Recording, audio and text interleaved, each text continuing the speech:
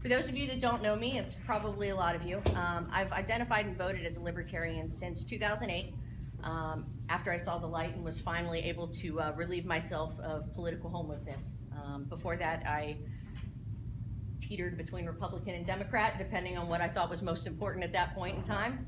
Finally found the LP, and I'm glad to call everybody my family here. I became an official member of the LP in 2012 or 2013, and had the privilege of being a delegate at the LNC this year.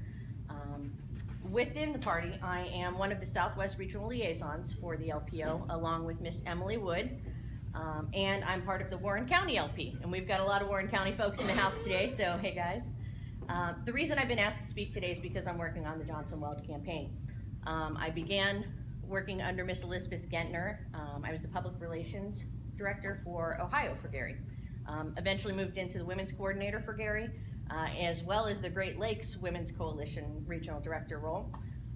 I then took over the role of state director for Ohio, which was short-lived, and have now moved into my current role as the regional director of the Great Lakes, and that consists of Ohio, Indiana, Illinois, Wisconsin, Michigan, and Pennsylvania.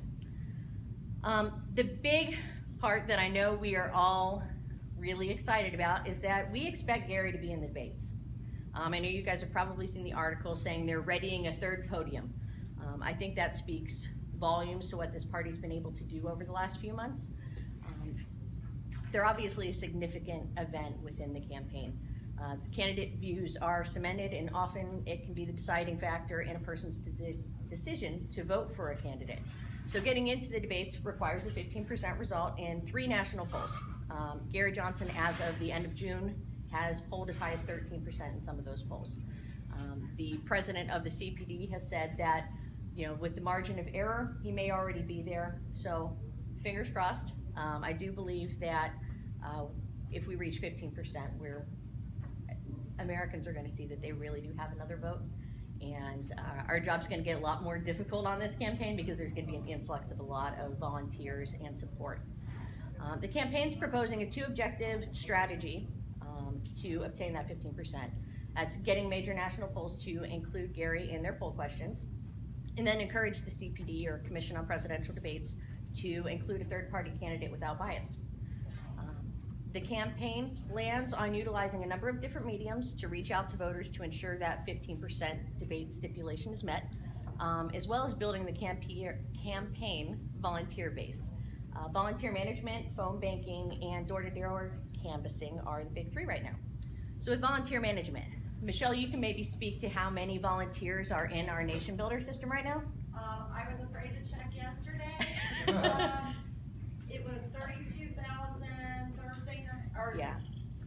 no, Wednesday night. It was 35,000 before I came to the Warren County meeting on Thursday. Okay. So we are gaining overall people that have hit the Johnson-Weld site and have expressed some level of interest in Gary and taken that extra step. We were 2 million, like 3 days ago. Yeah. 2,331,000 people. Those are people interested in the campaign, and a lot of them are. So yeah, submit the information on the site. I mean, Yeah. that's huge.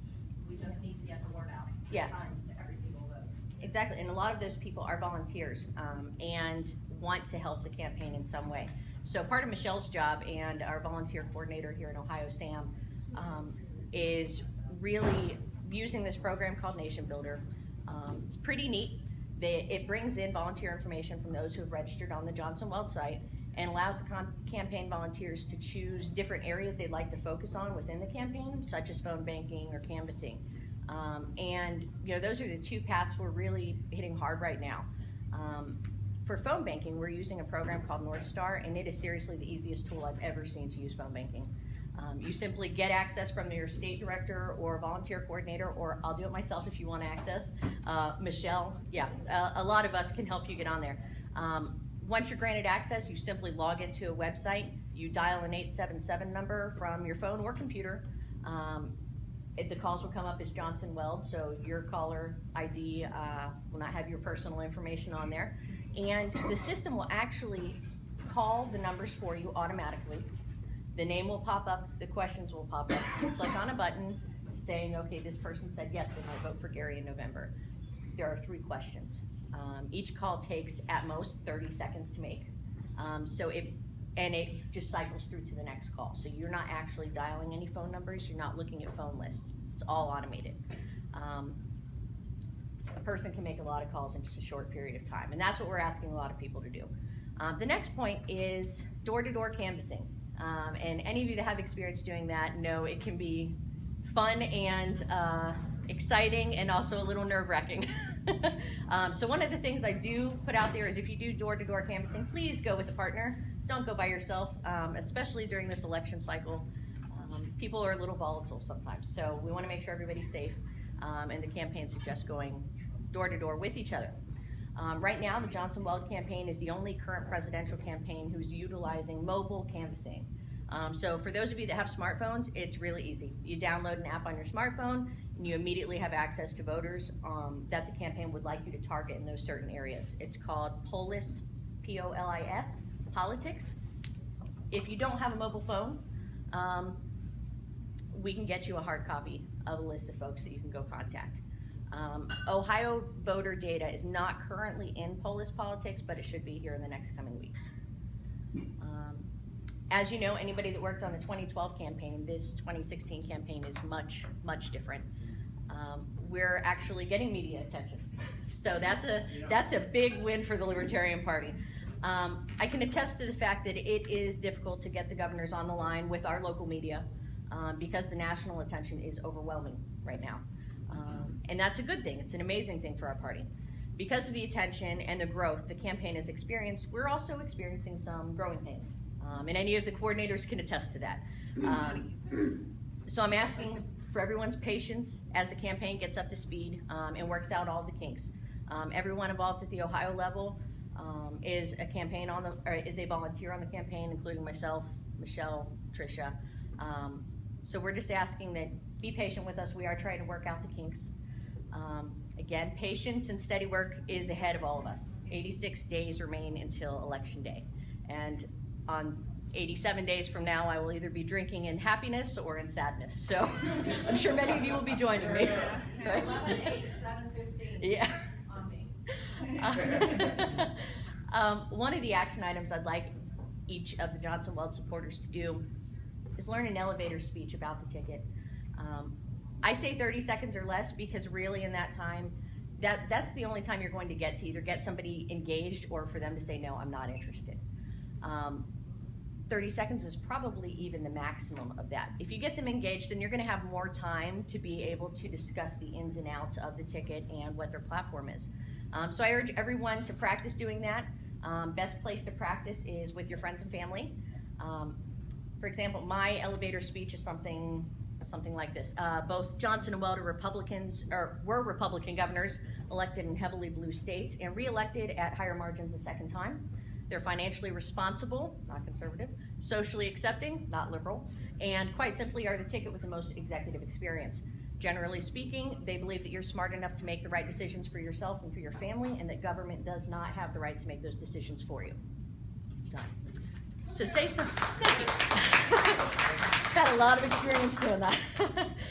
So I suggest something along those lines, nice and short. And as you guys know, you're seeing this all over social media, especially. We have a lot of defectors from the Republican and Democratic parties coming over to the Libertarian Party and seeking out the Johnson-Weld ticket. So I'm asking everybody, welcome them with open arms, not open them with welcome arms, because that would be a little creepy. At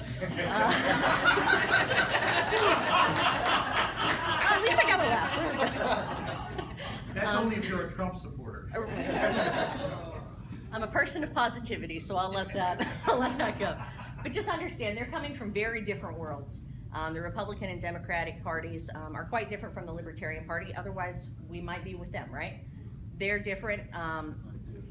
Yeah, well, that's what, most people would be Libertarian if they just knew about us. So just understand they're coming from those different worlds. They may need to be gently eased into the amount of liberty and freedom that we're offering. It's true. My personal goal for the campaign is kind of twofold. One is obviously get the Johnson-Weld ticket more name recognition and get them elected in November. That's huge. But what's really near and dear to my heart is growing this party and spreading libertarian ideas throughout Ohio and throughout the rest of the country. So what I'd love to see the Johnson Weld campaign do and the LPO do is work hand in hand throughout this election cycle so that Ohioans can experience truly living free and experience more civil liberties than they've had in recent memory.